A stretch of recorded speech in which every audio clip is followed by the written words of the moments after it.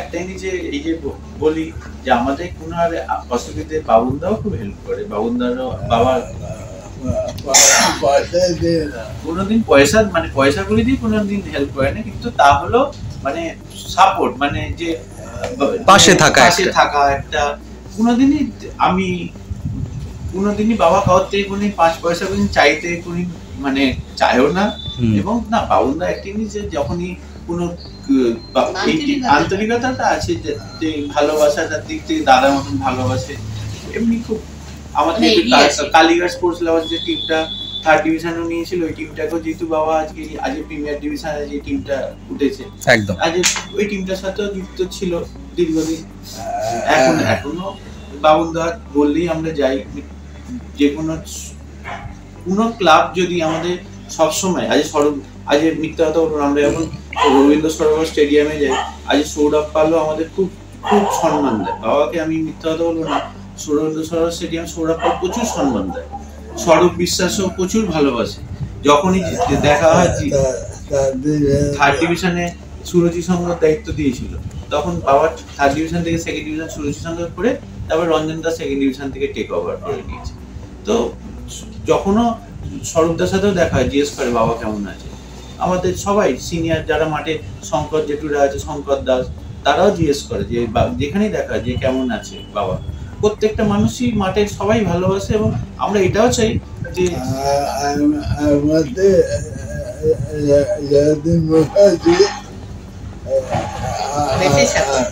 জয়দীপ একটু মানে বেশি ভালোবাসে এবং বেশি সবসময় মানে খোঁজ নেয়। মিথ্যা কোন সময় হ্যাপি বার্থডে করতে বাড়িতে কেক নিয়ে আসে, এই মানে সত্যি সত্যি এগুলো সৌরভ দা আগের বছর কেক নিয়ে চলে এসেছিল, এগুলো কি একটা বাবার ভালো লাগে।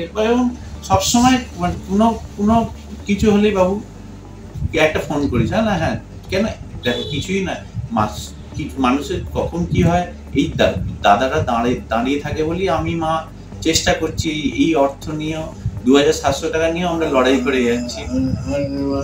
অনির্বাণ দত্ত আর ষষ্ঠীদাও মানে আমাদের মানে অজিত ব্যানার্জি, মানে আমি ষষ্ঠী একটু বলি, তো তারাও খুব ভালোবাসে, যখনই প্রত্যেকটা লোকই ভালোবাসে। এতক্ষণ তো গল্প হলো রঘুদার, যে সত্যি সেটা ভোলার না যে তিনি যেটা করেছেন ময়দানের জন্য, ময়দানের ফুটবলের জন্য। তবে রঘুদার সময় যদি আমরা ফিরে যাই, রঘুদা বিষয়গুলো জানবেন আরও ভালো করে। আপনি যখন খেলতেন তখন অমিতদা, শিশিরদা মানে দেখলেই যে রঘু আসছে পালিয়ে যা, এরকম একটা ব্যাপার থাকতো, মানে একটা ভয় পেত আপনাকে। তো এই জিনিসটা যদি একটু নিয়ে বলেন, যে একটু যদি রাজদীপদাই বিশ্লেষণ করবেন, আপনি যদি একটু ধরিয়ে দেন পুরো বিষয়টা।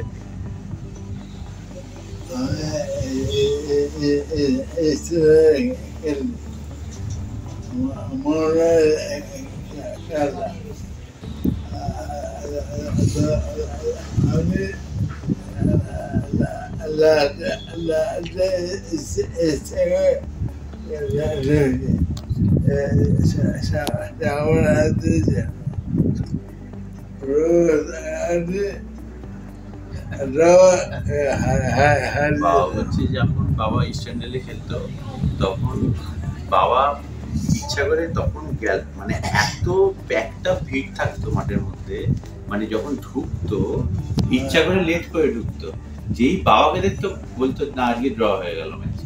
তখন বাবাদের ইস্টার্নেল টিম এমন একটা টিম ছিল যে মোহনবাগান, ইস্ট বেঙ্গল, মোহনবাগানের গাঁট ছিল বলতে গেলে ইস্টার্নেল। মানে যখনই যে কোনো টিমকে দেখতে ইস্টার্নেল ঢুকে দিত, মানে এতটাই শক্তিশালী টিম ছিল তখনকার দিনে। আর ভালো ভালো এমনি ভয়ও পেত, মানে রঘুদাকে ভয়ও পেতেন ফুটবলাররা, যেহেতু যে একটা কথা খুব প্রচলিত যে রঘু আসছে পালা। মোটামুটি যেমন বাবা মানে বড় অনেক, আমি অলোকাবু মুখে শুনেছি বাবার বন্ধু, এবং আমি যেমন অনেক অনেক বড় গল্প অতন কাপুর কাছে শুনেছি যে তোর বাবা এখন খেলতো, রে বাবা কি মার মারত।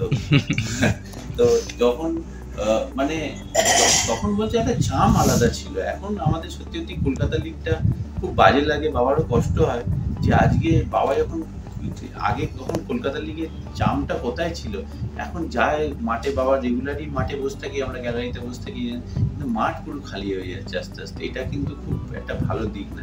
আগামী দিন যাতে কলকাতা লিগ আবার আইএফএ যারা আছে, অনেক সেক্রেটারি আছে, জয়দা আছে এবং যারা আছে তারা চেষ্টা করছে, কিন্তু আমাদের কলকাতা লিগ থেকে বাঁচিয়ে রাখতে হবে, নাহলে আগামী দিনে সবকিছুই আমাদের হারিয়ে ফেলবে। জৌলুসটাই হারিয়ে গেছে কলকাতা লিগ।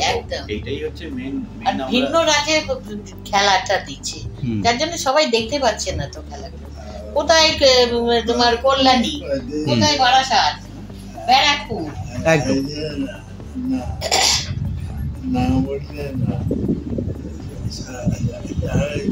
আজকে কিন্তু বাবা বলছে আজকে এই যে বাবার কোচিং, আজকে বাবার রঘু নন্দী হয়েছে একটা লোকের জন্য, তার নাম হচ্ছে সরোজ ব্যানার্জি। সে মারা গেছেন একদম, কিন্তু উনি না থাকলে বাবা আজকে কোচ হতে পারতো না। মানে একটা বলেন একটা মানুষের পেছনে একজন উত্থান থাকে, তো বাবার উত্থানের পেছনে এই লোকটারই উত্থান ছিল, সরোজ ব্যানার্জি। মানে প্রচুর সাহায্য করেছে। মানে মানে আপনি ওটা বলতে পারেন যে সরোজ একটু আর্থিক দিক দিয়েও প্রচুর মানে তখন সাহায্য করেছে, কেন কি বিয়ে থা করেনি তখনকার, মানে মানে সবাই সহযোগিতা, সবাই সম্মানের চোখে দেখতো এবং খুব অনেস্ট ছিল। এবং মুনমান ক্লাব দীর্ঘদিন উনি করেছেন। মেসার্স ক্লাব, আমাদের মেসার্স ক্লাবটা ওনার জন্য, যে মেসার্স ক্লাব যে উনি মেসার্স ক্লাবের এই যে ফার্স্ট ডিভিশনে উঠিয়ে দিয়ে 5th ডিভিশন থেকে ফার্স্ট ডিভিশন ওনার মুখের দিকে তাই তুলে দিয়ে এসেছিল। এবং যারা আজ মেসার্স ক্লাব করছে আজ ভালোই, তো আজ প্রিমিয়ারে আছে মেসার্স ক্লাব। মোটামুটি সব মিলিয়ে মোটামুটি মানে যে যাদেরকে আর কি রঘুদার হাত ধরে যারা করেছিলেন তারা আজকে একটা ভালো জায়গাতেই আছে। হ্যাঁ, আর একটা জিনিস যে সব থেকে পাওয়ার এই একটা আক্ষেপ যে ময়দানে যাতে ময়দানটা আবার গম করে চলে, আবার সেই বাবা আগের দিন সেই সেই এনভায়রনমেন্টে যাতে আবার ফিরে পাই ময়দানে, সেটা হচ্ছে মানে চেষ্টা, মানে এটা এখনো চেষ্টা করে যাচ্ছেন যে ওইখান থেকেও যাতে আজ যেমন একটা আগের বছর তোমাকে একটা ঘটনা বলি, আর যে দেবজিৎ মজুমদার, আমাদের দেবজিৎ ঘোষালবাড়ির গোলকিপার একদম, হ্যাঁ, যিনি খেললেন ভালো সেভও করলেন কয়েকটা। এবার ডায়মন্ড এগেইনস্টে যা ফুটবল খেলেছে, এটা বাবা এখনো পর্যন্ত এই শরীর নিয়ে একটা যে কোনো ডিস্ট্রিক্টে কেউ ফাইনাল বললে গিয়ে বসে দেয়, কেন কি সেইখান থেকে একটা ছেলে দিই পায়। এটা যে দেবজিৎ পোডকাস্টে খেলায়নি ওকে, সেকেন্ড গোলকিপার ছিল, সেইখান থেকে যে এরিয়ান্সে প্রিমিয়ারের মতন টিমের চান্স দিয়েছে। একদম, তো এইটাই হচ্ছে এখনো পর্যন্ত চেষ্টা করি, যতদিন বাবা বলেছে আমি যতদিন বাঁচবো আমি ফুটবল নিয়েই থাকতে চাই সারা জীবন।